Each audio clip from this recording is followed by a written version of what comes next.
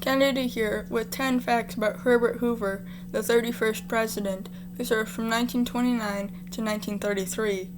1. He was the first president to be born west of the Mississippi River. 2. He was orphaned at the age of 9. 3. He held no political office before being president. 4. He circled the globe 5 times by the age of 33. 5. He was the self-made millionaire by the age of 40. 6. The Hoover Dam was named for him. 7. He was the last Republican president for the next 20 years. 8. He was the first president to give away his presidential salary to charity.